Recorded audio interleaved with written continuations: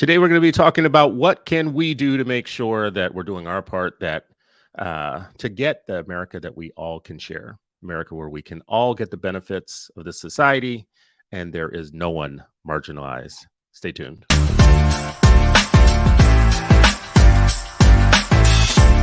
It is Freedom Friday and you are still not free.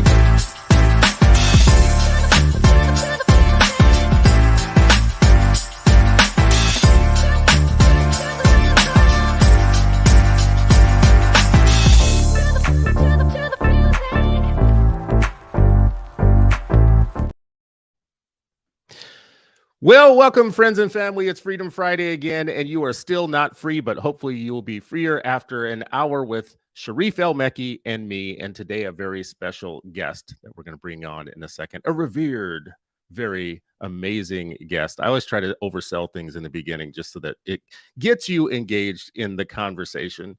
But to give you a little bit of background for what we're talking about today, I want to just start with a little piece of history that you probably have already heard if you have read a book called The Sum of Us. You know about this story about swimming pools, public swimming pools, these palatial swimming pools that America used to have once upon a time, but has no longer.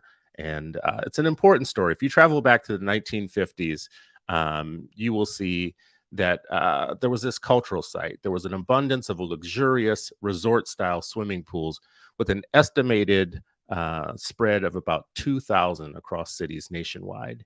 Each pool was constructed at great public expense, could accommodate thousands of visitors.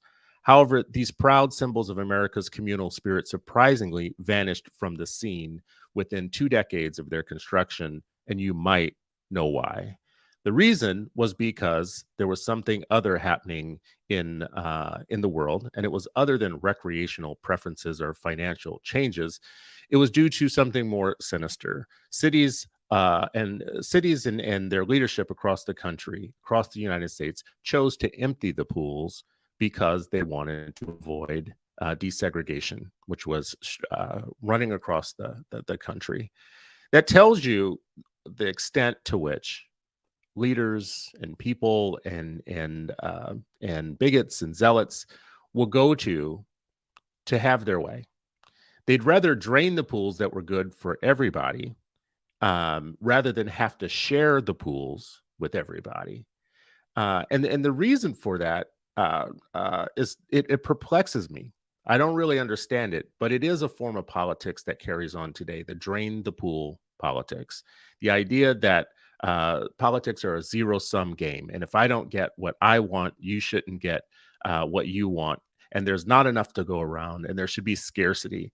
And I just want to zip through to show you, like, the world that we could have are pictures like this, where we have publicly funded pools where we could swim in the summertime, especially in places where air conditioning wasn't everywhere or abundant. There was a public answer for how we could swim together, how we could be together, how we can enjoy the benefit of living in a prosperous country together. This is a symbol of prosperity in the United States. I mean, look at this.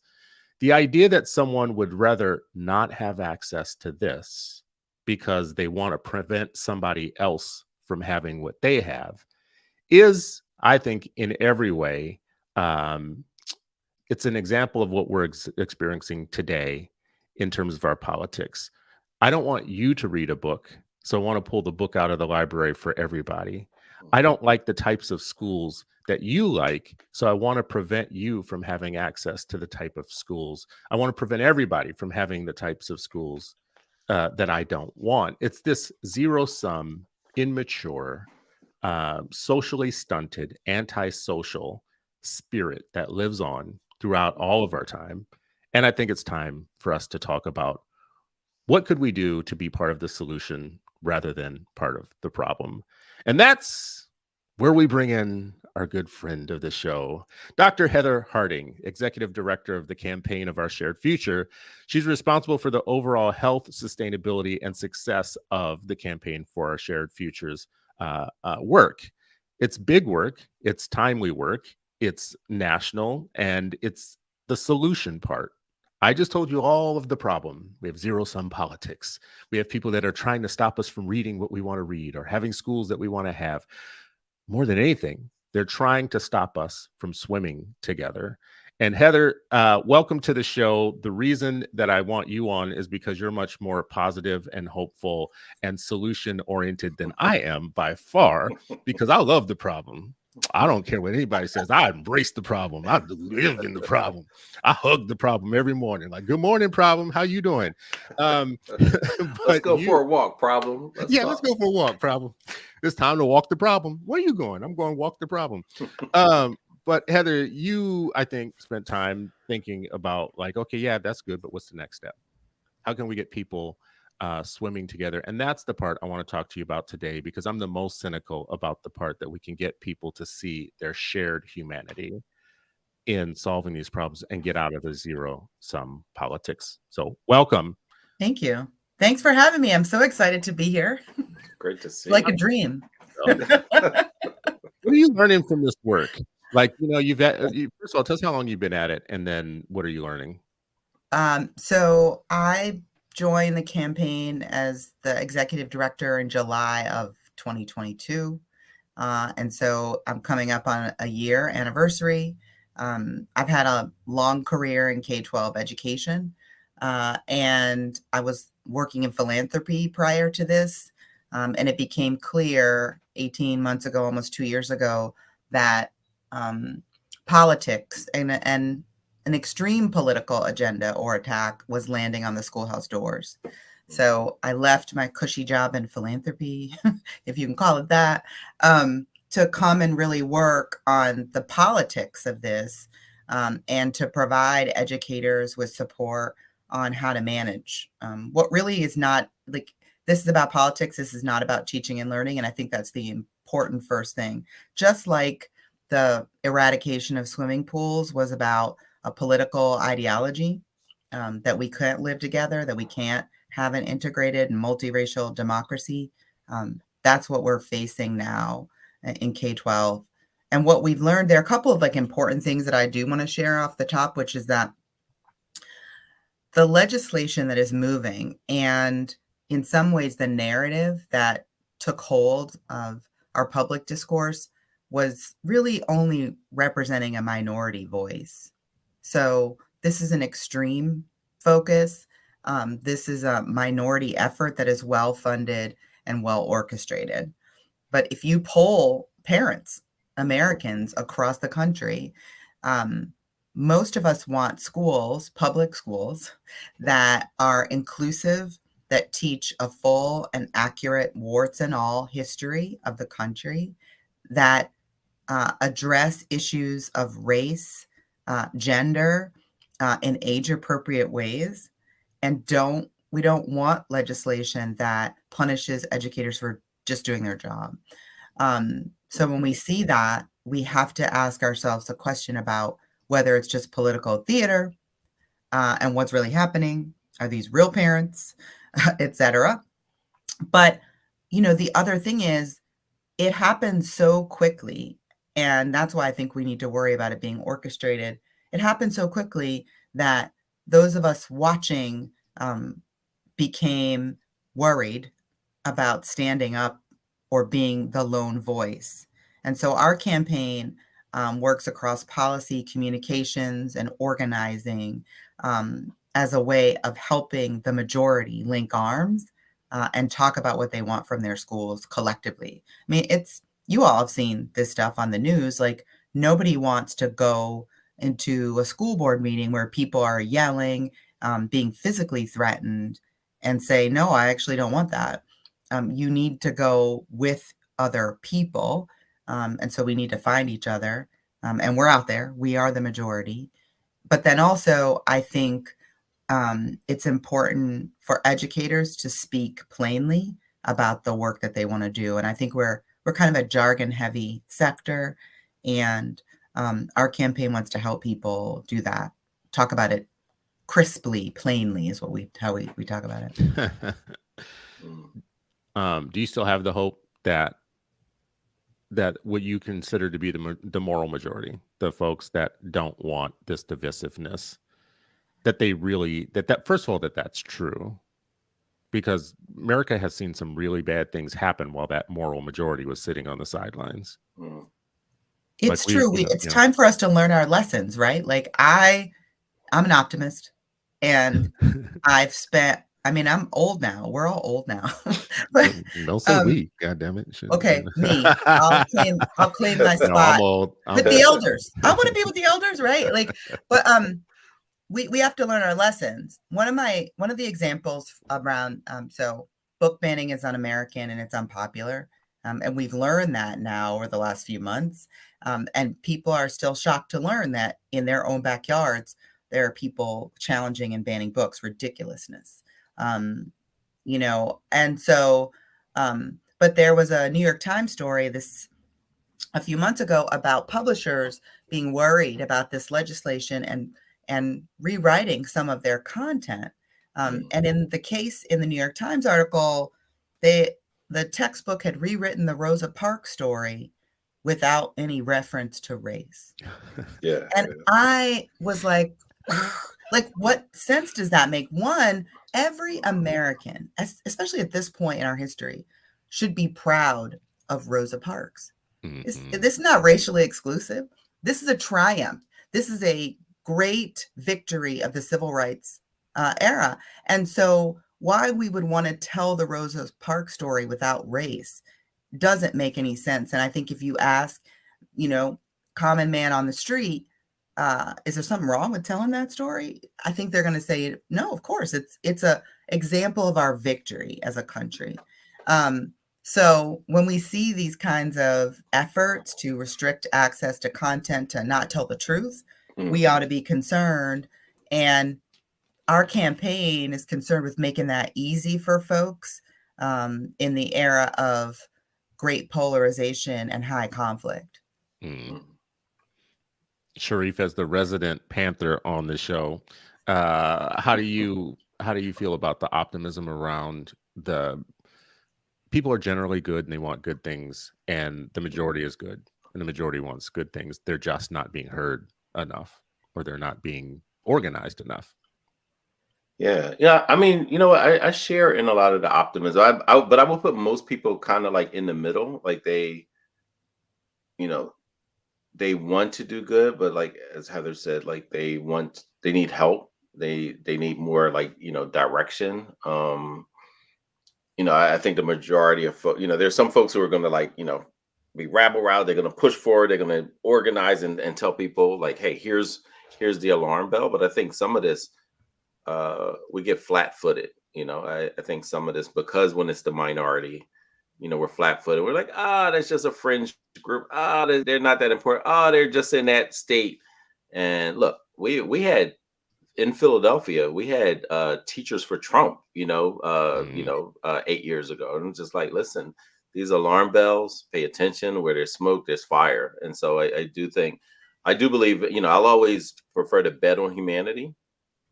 And I think a lot of humanity needs constant, like, got to grab their shoulders and shake them a little bit, because they end up being flat-footed. Like, listen, and I totally believe in studying history, and America, around the world is viewed as a, millions of people who ignore history. Like we've seen you talking about the swimming pools, which I think is a great connection to all this.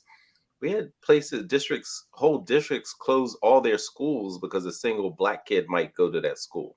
And they would shut down an entire school system. And so we've seen this. They'll shut down libraries. They'll do the work. So, it behooves us to be just far more vigilant. In all this, all these things connect. Heather, Sharif's going to disagree with me on this, but I'd like to throw this by you just so you can settle it and tell me that I'm right and Sharif is wrong. I often say that libraries, first of all, I support libraries more than almost anything else in the United States. I actually, literally, if you talk to my oldest son, who is in the background right now, he can tell you that I had talks with him when he was young, that if you ever become a politician, the one thing I want you to fight for are the libraries. Love it. Libraries to me are the one thing that my government still gets right. 100% right. Open, free, daily access to a world fund of information, no cost, available to everybody. Doesn't matter your zip code or where you're from. You can walk into any of them and use their services. That is our pools of today. And they're trying to close them. And this is my point. This is my point. If I really believe what I just said, then attacks on libraries to me are the really going too far. Yeah. So yes, this notion that because we might have substantive disagreement about what perspective or what values we have, that the answer to that is just to shut everything down is really like, it should alarm people. Like I don't like to be an alarmist, but I do think this is fascism. We call it a culture war, but it's fascism, and we should push back on it because we love freedom Fridays, and we love democracy. I also think like, I love what you said, Sharif, about like shaking people by the shoulders. People need and deserve help. And we have seen the other side be really organized and have a lot of money behind them, but they don't necessarily they don't represent the totality of families and students across the country. And so how do we help people show up? Really important. This is about the other like potentially hopeful way, Chris, to think about this is a response to the progress that we've made in the last few years. So, you know, I think yesterday or the day before yesterday was the anniversary of the George Floyd incident. And I heard somebody on the public radio reflecting on whether or not the progress that was made is still being made. And I think this is the moment where public education actually has the opportunity to really serve all kids. We are now seeing that a majority of public school kids are from communities of color. We now need the system to work even better. Public education in all its forms is starting to try and break through. We had a racial reckoning in the middle of a global pandemic, and all those things can be scary to us as individuals, but we see people trying to take the like things that make our country great away as we get more diverse, when in fact we can break through and do things together. But we all have to stand up. We can't be complacent. And the other thing that the campaign, in addition to the campaign, is working on like pushing back all these laws that have been proposed this year. There are almost 30,000 open school board seats in a year that doesn't have a big national election to hang on. And I just want everyone who watches this show to start educating themselves about who's running for school board in their community. Maybe run yourself, but know who is actually concerned about whether the babies can read, not concerned with taking books off the shelf. Like those are two important choices. Yeah, teaching and learning, man. It's the thing that's missing from the discussion about teaching and learning. What's missing from it? Oh, teaching and learning. Like, wait, what? I thought that's what we're supposed to be talking about. Yeah, I mean, it's amazing, like how you got some robot stuff going on. Uh-oh. Here comes the T-Pain. Uh-oh, it's that time. While Sharif works that out. Still want me to be great. I'm telling you, it's COINTELPRO. Every time we can just keep blaming that. Just keep blaming them. Always, yeah. They're always at fault. Is it still there? Yep, it's still there. We'll give you a second there. Heather, you have tried to work in a very bipartisan fashion. Nonpartisan. That's a better way of putting it for those of us that aren't in the duopoly, as a matter of fact. So I appreciate that. The duopoly of ignorance. Are you finding your good people on all sides? Are you finding your people that you can work with as anchors in all of the sides of this, of the politics of it? Yes, we are finding good people across the political spectrum. there is a higher price for our conservative friends to talk about this publicly. And so I think that's another reason that this common ground space is important. We do have to ratchet down the high conflict situation. And so it is really important. And I said this, I've been saying this now and talking about the issue. When I was growing up in the 80s, I remember actually a lot of conversation about building tolerance. And we are back in the place where we have to start with tolerance around the issues that we disagree with, and then work in community for solutions that move us towards acceptance. And so I do think the country is like in this place where in some communities it's really hard to have common sense answers because the rhetoric is so high. I also, the other thing that we experience a lot in trying to build a common ground nonpartisan effort is the both sidism. And one of the things that I think is really important to talk about is that we can have disagreements about a set of values. We cannot have legislation and policy that do harm to children. Thank you, and to young Jesus. people. So like the Thank you. line is, I might Yeah. disagree with you about what's appropriate, age appropriate, or like what my religious values are and how I bring them to a public space, or, you know, how radical I am. Like all of those things could really happen. But my view and perspective should not bring harm to others. And when we are, again, punishing educators for just doing their jobs, when we are telling parents that they can't allow their children to read books because we disagree with the content, we are doing harm. And that's not okay. You know, I wrote a piece about the most banned book is a book called Gender Queer. And I just wrote about this basically to say, I made myself read Gender Queer. I'm not gonna lie, I was uncomfortable, right, in reading it. And you know, I ended it by saying, listen, I'll get over it. You know, I'm old, fat, and comfortable, right? This book ain't for me. This book is not about making me comfortable. It was like reading somebody else's email. But just because this book isn't for me and it makes me uncomfortable doesn't mean that I should stop this book from saving somebody else's life. And the people who are reading this particular book, who it is for them, are finding life-saving affirmation in that book for them. Not gonna lie, it does make me deeply uncomfortable. But part of American maturity should be being able to say what I just said, which is I'm mature enough to know not everything is for me. Not everything is about me. Not every book in the library is my section, right? I learned the Dewey Decimal System years ago, and I love me some libraries. I spent years in the library. Yeah. And I knew what numbers were for me and which ones weren't.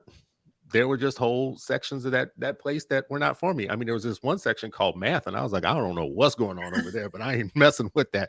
Just kidding. Just kidding for kids listening. I did not mean that. I was just joking. I was just making a joke. But, you know, not everything has to be for you. I want to ask you a very specific question, and I don't know if I'm going to frame this right way, but I'm going to try. So there's this sense that we overcame and the civil rights era is over, which is why we're so lax sometimes, I think. There's a sense that we solved many of society's problems, which is why maybe good people lean back a lot, is because there's this feeling of we overcame. Like we took care of a lot of that stuff. And at the same time, the people who always were against civil rights and working against it never stopped. They just kind of adapted and kept changing, which means they're always energized and ahead of us. They're always doing stuff where we have to catch up and be like, oh man, stop that. Like, what are you doing? And it's like, it's almost because the good people are just enjoying life sometimes, like the post-civil rights era life. And the other side is just daily animated, figuring out new ways to throw wrenches in the plan. What can we do to get people to be constantly active, to not feel like we overcame at some point and we don't have to have 24/7 vigilance about maintaining this civil rights like legacy? So before I started working at the campaign, I had a shallow understanding of the importance of organizing. And I heard my colleagues in advocacy and organizing grassroots groups. And I think this is held by the burgeoning like parent involvement work and engagement work and parent voice and power work that we see over the last decade, you need infrastructure all of the time. You can't actually dip in when you need people to show up and then expect them to be ready to go. And so there is work that the education sector and then just our country in general needs to do, ensuring that citizens are engaged. One, that they're well informed. I mean, we're also having a debate about civic education right now that's connected to this issue around history and what's acceptable. And we've a little bit lost sight of that. And so I think it's important to think about, but like organizing, having parents and families and young people engaged in the governance of their schools is important. I mean, you just shouldn't ignore it. And it should be coupled with the fact that as a citizen, your tax dollars support this public good. I have teenagers now, and I'm talking to them all the time about why, like, what are the public services that why you need a government and what your taxes are for. My 17-year-old looking at his little pay stub, and it's like, why do they pick on me? And I was like, well, I don't know. The roads are paved. Also, we have a fire department. The public parks. I mean, I walk around now giving examples of what your tax dollars support. Yeah, as a teenager, I thought that was your responsibility as I was about to adults. say, don't I wanna think do she that. giving Like, him the wrong lesson. yeah. I think she giving him the wrong. Listen, bruh. I Listen, was if like, you are I'm listening a today, kid. Why I gotta I want fix you to know that? your Y'all mom is fix that. wrong. This is what I want you to know. No, Somebody I mean, else should pay for that. Your little money out of your little paycheck should not be paying for that. We got why do this thing we? in this world called billionaires who should be Why paying do for we that. love this country? I mean, Yeah. I actually, I'm very identified as an American. You know, I grew up in the 1970s and 80s. You know, my mother took me out canvassing for Jimmy Carter, which is so like, Jimmy Carter. but honestly, like these are the great things about the country. Are we done? Are we the more perfect union? No, we have work to do. Like, and that is our shared work. Chris, you know, the other thing that I would say is like the good people still have to worry about if in the last generation we achieved legal protections, you always have to fight for them. But rhetorically or like narratively, I think the civil rights era did not do enough to help white people understand what's good about being anti-racist, right? Like that it's good for them too. And I think increasingly we see more understanding about that. The other thing is like, as a country, we are even more diverse than we were in that last era. That's right. And so there's so much we have to learn about each other still. And so I just think there's a lot of work to do, and we have to commit to that. We're in a challenging time. We're in a time where people want to drag us backwards, and we can't let them. Yeah, I mean, but that's the weird part. Like, how do you convince people that it is for their overall benefit, right? Like, so I remember years ago, I had a chance to talk to some policymakers who were across the aisle. Not that I'm on one side of the aisle, but they couldn't understand like a simple algorithm that if you want Pennsylvania to be this economic engine that you're always talking about, for the country, and this wants to be like the strongest economic like you have to invest more in schools instead of prisons. And if X amount of percentage of your citizenry is uneducated, miseducated, de-educated, and incarcerated, it's not going to bode well for whatever vision you have for the state. You know what I mean? It's like they couldn't understand the simplest math. I think they avoided that same place that Chris was avoiding. But everybody's a math person. The same place in the library. Like it was just mind-boggling that the most simple, clear solutions to something that would make everyone prosperous, they would rather, hijack it with some more just racist nonsense. You know what I mean? Like it is just a very peculiar part of discriminatory mindsets. Very peculiar. You literally will cut your own nose off, but to not spite your face. really. So let me add my cynicism to the conversation and see Mm, uh, what y'all do with your optimism here. mm, It's not to the benefit of white America for everybody to be prosperous. It is not to the benefit of white America to stop anti-blackness. As a matter of fact, anti-blackness is one of the most profitable economic engines in American history. It actually is the thing that built the country, continues to build the country, and continues to pay huge social, political, and economic dividends for the people that were the architects of it from the beginning and still continue to be beneficiaries of it today. So, convincing the beneficiaries of the biggest cash cow that there has ever been in history, in terms of a thing that has afforded a group of people the most luxuries that any population has ever had in the history, feels a little bit foolish and overreaching. That we can convince people that the thing that has made them who they are, the thing that has paid them the most, the thing that gives them the power that they have today to tell us no about what we're reading and what we're doing. It takes power for a Karen in Florida to wake up one day and say, I don't like the telling of this book, Ruby Bridges, and to have a or this governor poem. who has passed a law that has Mhm. empowered you to have a bigger say than me or Heather or anyone else about a book that talks about us. That's power. Yeah. When you try to convince somebody that they shouldn't have power, that power, the veto power, there's a white veto power in the United States. The white veto power is, we may be convinced or you can negotiate with us, but we will have the final say. We will have the final say of what you wear, what you read, what the rules will be, what you'll get pulled over for, what you'll go to jail for how long, how the systems will work, whether or not we will even talk about the systems being embedded with racism. We may not even want to talk about it, and we have the veto power in this country. So that's my cynicism to add to the conversation is, what if it's literally not true that it's in their best interest? It's in their best long-term interest if they don't want to live in a country that eventually is going to blow up and have strife, like, because people aren't going to stop fighting for their rights. Like, people, marginalized, scapegoated minorities in the United States are not going to stop fighting for their rights. So if we want to be in eternal struggle with each other, maybe it's to your benefit then to change it. And the numbers are changing. We're becoming more of color. Well, We're becoming this more economically diverse. We're becoming, the country's not going to get less gay anytime soon, right? So that's going to become a problem. So maybe that's the answer, is like saying, listen, you guys, your children and your grandchildren are going to have a problem. Yeah, I just want to say, I don't think the fear campaign is where we want to go.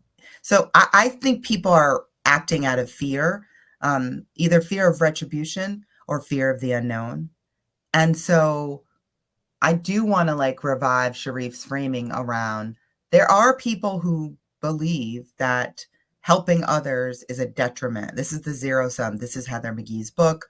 This is sort of how we think about, human nature, or a really thriving society where everybody shares in the wealth or the good things that we have.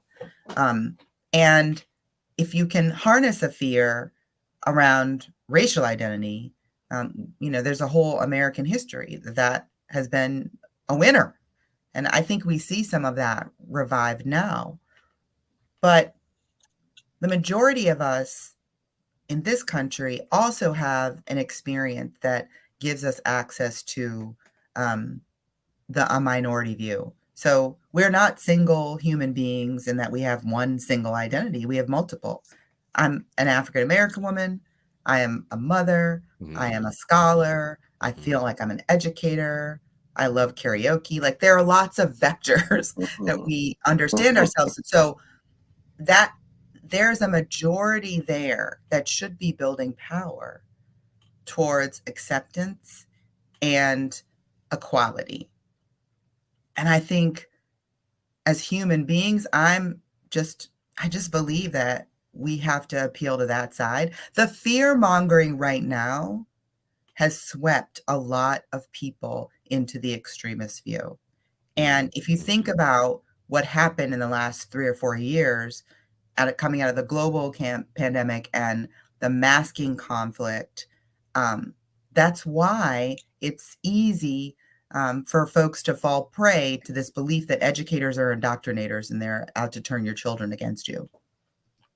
Easy to believe that. But the truth is, if you have ever tried to teach a child to read, you know how difficult it is. And you know, if teachers were going to indoctrinate kids, it would be so they would behave and be motivated and engaged. I'm trying to get adults to read. I mean, Dan, you talking about kids. I'm trying to get adults to read. Yeah, Right? it's hard. You need persistence. And so we just have to use more of our common sense, and we have to prove to people that they can show up and that they're not going to be alone. And then we can start thinking about like where we actually, I love the addition of like the power vector. I do think it's really important. And, you know, before all this started to kick up, I was encouraged by the fact that the power parent movement was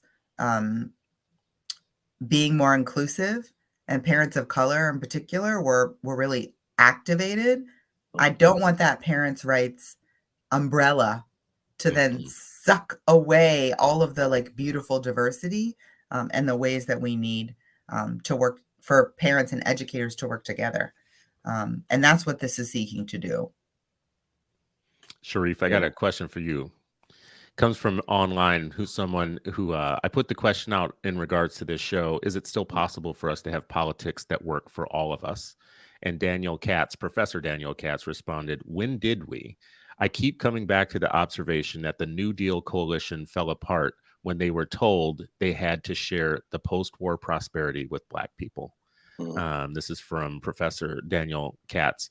Now, he said, when did we ever have politics that work for all? My question was, is it still possible for us to have politics that work for all of us? Meaning, can we still aim for that and have that as a thing? And this was his response, which is, I mean, I'm not judging his response. I'm just saying his first question was, well, when did we ever have that? And the New Deal coalition, I think he's pointing to as a point in time where there was a shared, almost, Heather, that, you know, the New Deal could be considered a campaign for our shared future, right, of the time. And he's saying it fell apart when people said, "What? Yeah, but you got to include Black people." Yeah, it was like almost. They were like, "Wait a minute, them too?" Like GI Bill for them too. You know, because I still think it goes back to that. You know, that founding flaw. You know, we're talking about founding fathers. Let's talk about the founding flaw where all men accept. You know.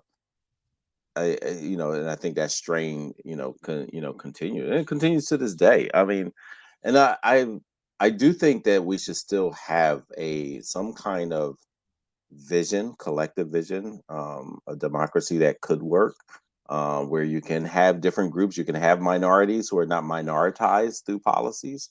I do think that should still be something that we, fight for, work for.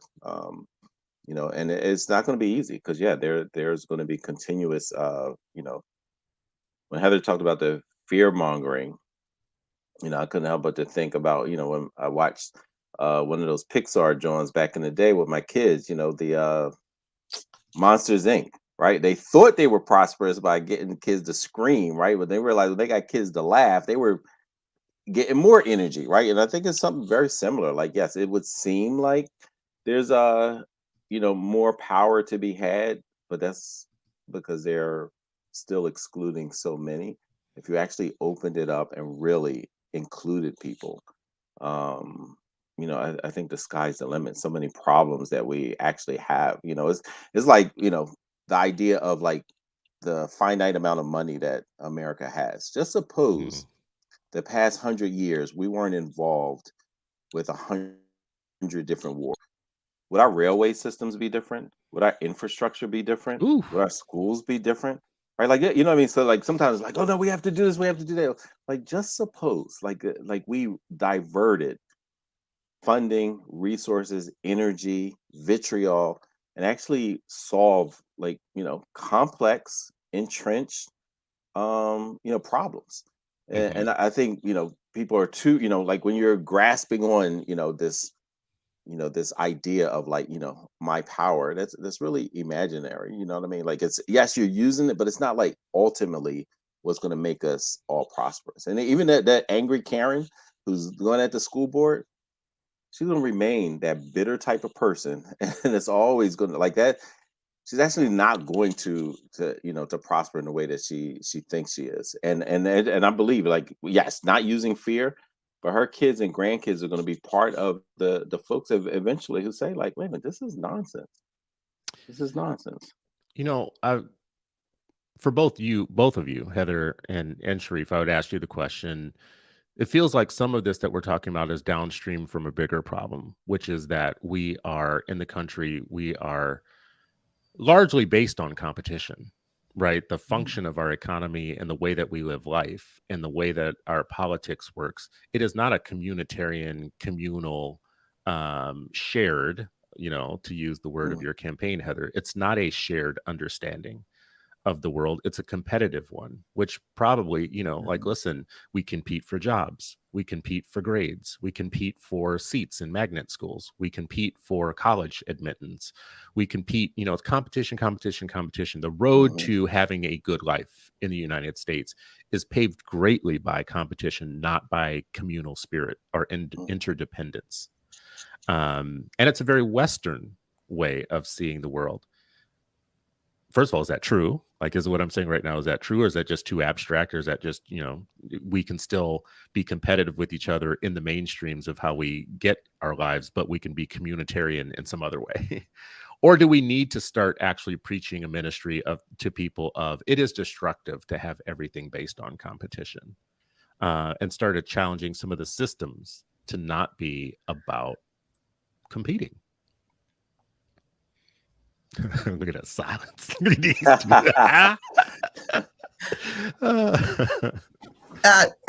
Schooling, education requires cooperation. You human beings need support, learning the kind of skills and knowledge that we require in our current society. And so education and schooling requires cooperation. We live in these systems, capitalism, market culture, all those things, like they exist and we have to manage through them. And we also know that human nature is multifaceted. So competition has been useful in some of our pursuits. So I'm not gonna, right now, like get on that, get on a philosophical journey around this.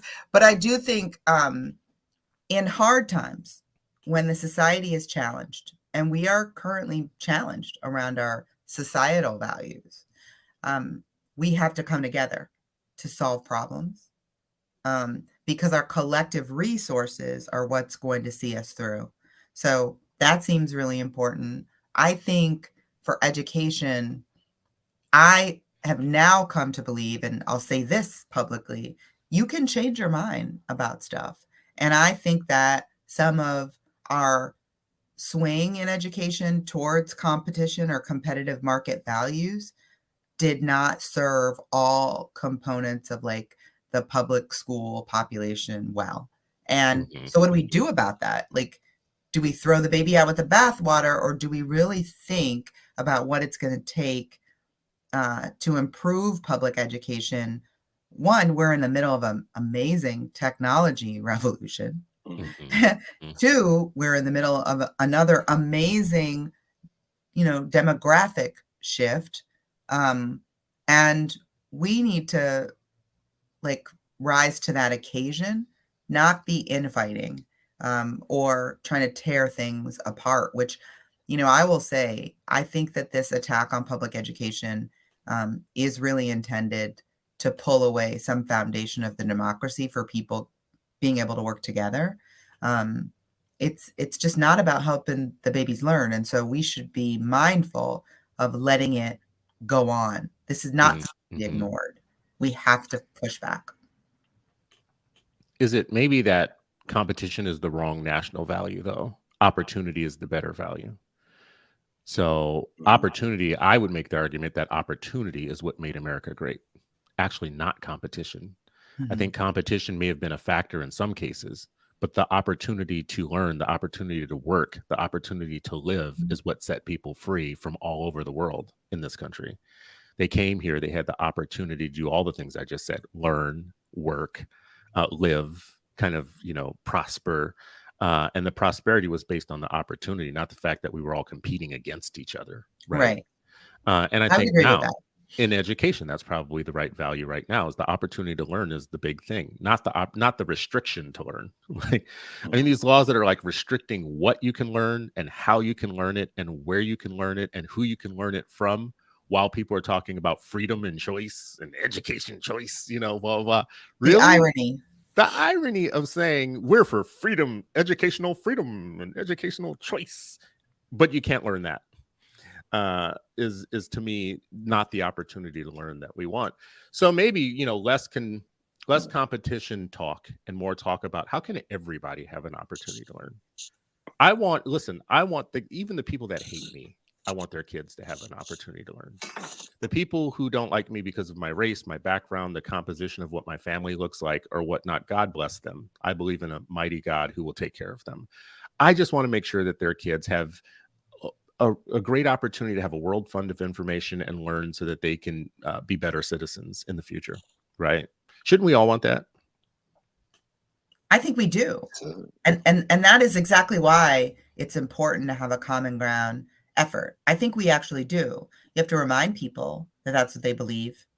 You do have to remind them because it's easy to get swept up. We have a lot of misinformation out there right now.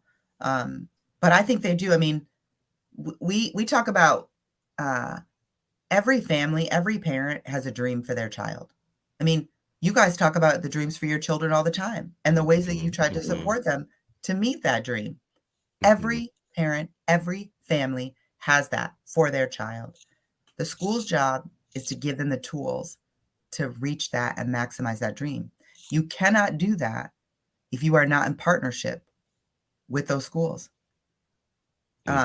And also, most of us, as like just grown-up humans, need support in doing that. And so we also can't just like exit the system all willy-nilly. That does not really like help us. So I think it's important, I was a teacher, not for so long, but I taught in the classroom, and it's hard work and it takes expertise. So I'm not going to sit here and pretend like every parent should override what the teacher says is good practice. Does that mean that every teacher that has taught my kids shouldn't listen to me when I say, gee, right now, my son's jam is manga. Y'all got some manga on the shelves? Because if you want him to read, you need, you know what I mean? So I think like it's that collaborative thing that we need to revive. And we need to say to parents and educators, let's come together around this. We all want the same thing. There's enough overlap. So I think that's really important. I think we have different dreams, but we need to support getting to those dreams. The standard again is like harm. If you're dreaming about killing me, well, we might not be able to partner. No, I still want your kids to have an opportunity to learn, but we have to talk about this wanting to kill me part. Yes, exactly. It reminds me of that. What's that James Baldwin quote? Like, we can disagree as long as your disagreement isn't, leading to my death or something like that. Or something about my existence, right? Yeah, my existence. I feel like right now there's a very ugly. The same thing that caused Billie Holiday to write the song Strange Fruit, the spirit that went into Strange Fruit didn't die ever. It's still alive today, meaning there's still people that believe that there are parts of the American population that not just should be marginalized, they just should not exist. Right. I literally can, if you made me, pull up a quote from a conservative manospherian person who basically said transgenderism has to be eradicated from American life. And this was all throughout right-wing world. And it's not an unpopular statement to make in that side of the world. That scares me in that we should, I don't care whether it's transgender people or whatever group, anytime you hear someone say that a particular population should be eradicated from the countries, the national life, that should raise all kinds of bells in your head from the past. You should know, you should have heard this. That's very Rwandan. That's very Hutu and Tutsian. That's very South African. That's very Germany 1945. That's very Thomas Jefferson. There's so many bells that should go off when you hear that. And it doesn't mean that you have to be transgender or that you have to be someone who's walking around with a pride flag on your t-shirt. It just means you should be a good student of history, and you should understand that spirit never died. So it's like you have to be vigilant when you hear it and when you see it. And I don't know that we always are as vigilant as we need to be on that particular thing. Heather, I would like to ask you directly your appeal to different populations. What's your very specific appeal to a person who is conservative listening to this, that they should find common ground with people that they disagree with on so many policies? What's the explicit appeal to conservatives? What's the explicit appeal to progressives, to people who don't see in each other? Let's do them one by one. Let's start with conservatives. What's your explicit appeal to conservatives that they should come to common ground? Well, we only have one appeal. Oh. I am trying to segment your marketing here. I mean, You know? Okay, let's just say that at the core, the Campaign for Our Shared Future is focused on the teaching and learning of children so that they can succeed in making their families' dreams come true. Like, I think let's start there. So our appeal is that family is everything. Schools help young people gather the skills and knowledge they need to be successful, that families and educators have to work together, and that this is a good country and we ought to be focused on making it better, not dragging it back. That is our appeal. I think one of the important things about the ways that this anti-equity legislation, and then there's an umbrella, there's been everything from anti-so-called CRT to inclusive curriculum or divisive concepts and bans on curriculum, worries about saying gay in schools and in curriculum again, and attacks on trans kids' ability to just engage in their public school offerings. Like all of that stuff is not doing anything to support the development of children's evidence-based, research-based acquisition of skills and knowledge. Like, that is what the public school is supposed to be doing. So we really look at the laws and ask a few questions about, like, is this punishing educators just for doing their jobs? Does this restrict access to what has long been held as high quality content? Does this disallow folks to show up authentically as themselves and make the school space less safe physically and emotionally? And so, anything that's contributing, especially in this moment of where the country is struggling with gun violence and issues of physical safety broadly, is this law going to make it easier to bully kids or more difficult for the first grade teacher to do a unit on families because you can't say certain things? Like all that stuff. We think that's wrong. I think for our conservative friends, there are clear lines around local control, government overreach. We talked about freedom and whether there's real freedom in this or liberty, and fiscal responsibility. So there have been long on the books laws and policies that help you exit your child if you disagree with content. Even the banning of books, there's long established rules and policies, and yet we see a slate of new regulation that will cost taxpayers an inordinate amount of money for no reason at all, because we've already addressed these in the system. So, all right, well, let's see if Sharif is convinced. Sharif, you're an independent. You don't vote for one party or the other, whatnot. Did Heather just bring you on to her team? Did she just convince you? Yeah, I mean, I think a lot of independents are probably, easier swayed than, hardcore calcified crazy folks, so yeah, I don't know if I would like be too hard to, convince. I think what she's sharing is like a compelling vision of what could happen, what should happen, what the world, could look like. I am still concerned about, the raging fire that's organized, and because part of it is, a big part of just humanity is the ability to listen and empathize. Mhm. And I don't always know, like, what's the strategy to help people be empathetic um, towards fellow human beings. I don't know what argument and logic, Hmm. because I Hmm. think their line of thinking doesn't track, um, with logic, right? I mean, that's another class and course I think all Americans should take. In Iran, we would take logic. How do you deduce reasoning and all these kind of things? But I don't know where you fit all that stuff in. We want financial literacy, we want basic literacy, we want math, we want logic, we want geography. Like, hey, nowhere, X amount.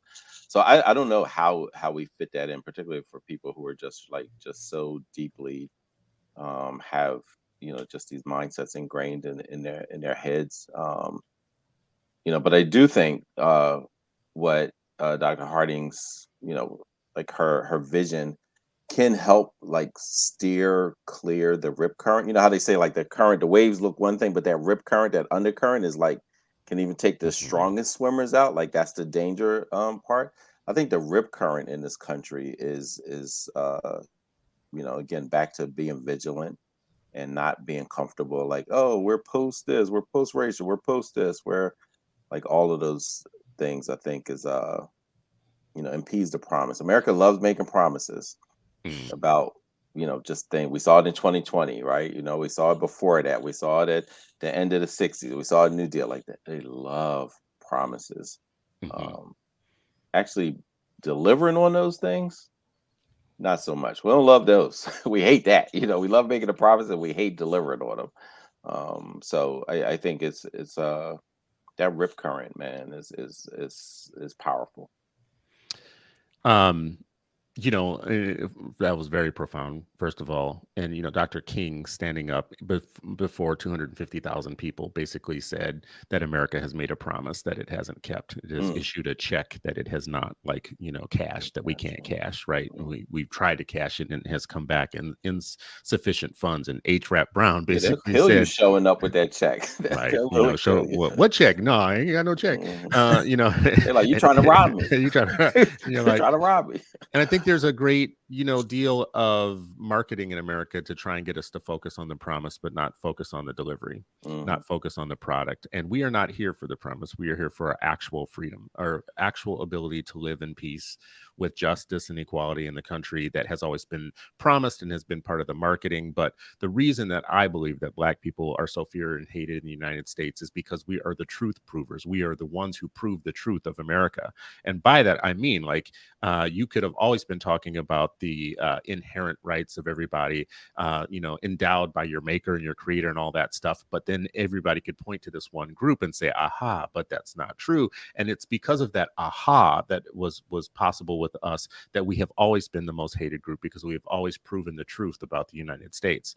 The one thing that started the civil rights movement was people like in the Soviet Union and other places in the world to say, you go around the whole world talking about democracy and freedom, and yet your Black Americans are experiencing none of it, which made and spurred the civil rights movement in the United States. Oh, we can't have our marketing be disproven by this group of Black folks. So let's do what we can to create some structures to make it look like they are fully enjoying the country. And after all of that passed, and it was the worst deal ever, because for Black people, we've always gotten the worst deals. We didn't get the 40 acre and the mule. We didn't get the capital recompensation. We didn't get any of that. We just got like a deal each time. How about if we just stop kinda oppressing you from here on forward?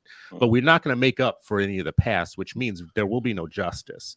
There'll just be peace. Like, we'll be at peace with the thing we're giving you, and you better be at peace with it too, damn it, or else we're You going to better be enforce peace on yeah, you, yeah. right? Like, but there will be no justice. There'll be peace without justice. How about if we just let you into our schools, but we don't make up for the fact that we owe you an educational debt? How about if we start letting you in our colleges in bigger numbers now, only to take it away from from you in the future to act like we're all equal now. So why can't you just compete the way that you always? This is why Black people are hating the United States, is because we're the truth provers in the United States of what the country actually is. And so go us, so goes the entire country. So the way that the police treat us is the way that the police are to be judged in the world, is because when you say you're here to protect and serve, and you're breaking necks and you're not serving, it's because of us that is proven. And this is why you hate video. This is why you hate cell phones. This is why you want your kids not reading woke material, because you don't want them coming back from college for Thanksgiving saying things that are arbitrarily a threat to your power, right? So I just said a lot. I do, at the end of this, I do want to say I meant to get to this earlier, and I have to add it. It's going to make us go for just a couple minutes here. But Heather, I would be remiss if I didn't talk about your guys' Let America Read campaign. First of all, I just want to say everybody should go check this out. If you want to check out what I'm talking about here, the Let America Read is it's the address, letamericaread.org. That's how you can get to it. I want people to go and look at it. The site is beautiful. I love beautiful things. The site is elegant and smart, and it's engaging and interactive, and I want people to go and check this out. Can you tell us more about this campaign? Yeah. We worked with the CAA Foundation to launch this campaign, leverage a little celebrity to raise awareness about the book banning that was happening all over the country. And so we had 24 celebrities and authors. The campaign is going to continue through the summer. Talk about their favorite banned book. And then at the website, it'll connect you with organizations like ours and PEN America, and the ALA, which is the libraries group, to support and to know what to do if there's book banning going on in your own backyard. So yeah, we're really excited because you can see in some of the comments that people still in the country didn't know. We live in an education bubble. We're much more aware, but there are folks who don't know this is happening. And it's really important. I do want to plug one other thing, which is the Let Students Learn campaign and pledge that we just launched. So Let America Read's a couple of months old, although it's got 6 million impressions. So please go see. You might find your favorite star. But the Let Students Learn pledge, we're launching next week. I'll drop a link somewhere so that you can go there. But it's for educators to make the pledge not to use materials that have been edited based on this chilling effect. So remember that Rosa Parks story that I talked about where they had erased any mention of race? We want educators to know that there are thousands of you out there that refuse to whitewash history, and that you want publishers to keep a true and accurate, inclusive curriculum available for teaching. And so there's still time to sign the pledge. We've got over 100 school board members and superintendents already in there, and we want to welcome your audience in particular to check that out and join us. Yeah. First of all, I just, I want to go back to what I said before. It's amazing work. It looks great. It's interactive. It's collaborative. All of those organizations that we showed up, I would encourage everybody first to go and seek out this work and click on this. I like to not just be about the talk of things, right? So there are two things that I always like to point out to folks. Number one is we all can be philanthropists. And I think when we have skin in the game and money in the game, it actually changes the way that we relate to the issues. So if you listen to this today and you think that this is important, first of all, one, go to the campaign for our Shared Futures website. Actually get involved. The one beginning part of philanthropy is your time. Like time and effort is the thing that you can give. So stop talking about having a better world and being post-racial and having a world where we all come together, and stop listening to these discussions in a passive way. Go there, go to campaign for our shared future. There's a take action, get involved section. Go there and get involved. That's the first level of your philanthropy. The second level of your philanthropy is give up a latte a month. and donate some money to a thing. That's the other thing, is because there's a different sense of skin in the gameness. So I don't like to bring on guests here and not have it be worth their time in terms of we need to fuel the revolutions that we want to have. So that's the second level. Give some money. Give up a latte. Get your nails on did for a month or something like that. Do something. Do something that puts some material. Right. Well, I know. Yeah, they're going to come after me. You know, and the final thing is share. When you get the information yourself, let's have communal learning. Like, you learned this, you thought it was interesting, you clicked on it, now share it with other people, because the sharing part is what also creates the content in the world that combats the bad content, right? The way that you stop the bad content is you shout it down with good content. So I would encourage you to not just go to the Campaign for Our Shared Futures site and take action, but also to share all the actions that you're taking so you become part of the revolution. Dr. Heather Harding, thank you so much for coming on today. You're a friend, but I love your optimism. It combats my cynicism. There needs to be those of you in the world. For everybody, listen, Black people are different. There are many different types of us or whatnot. If you held a Black people's meeting, there would be Chris's, there would be Sharifs, there would be Heathers in the room or whatnot. The beauty of the Heathers in the world and the Sharifs is there's just a general sense of peace that they carry with them, that things are going to be okay, that life is going to get better. I don't know where it comes from. I don't know how it's justified or warranted. I don't know where it's unfounded, but it's there. Is there. I know we need them. We need that sunny, rosy optimism that y'all bring into the room with you. And I'm always wondering what your parents did. Your parents did something good for you. I don't know what it was. Like your parents did something right. You was raised right. But this is what we should be doing. We should be having these meetings where the different groups can come together and ideas can collide like this and work together. So thank you, Heather. Appreciate you so much. Thanks for having me, both of you. For being here. Love you. Appreciate it. For friends and family watching, this has been another episode of Freedom Friday, and you are still not free, but hopefully you're freer after this hour with us than you were when you started. And we hope to see you next week. Please share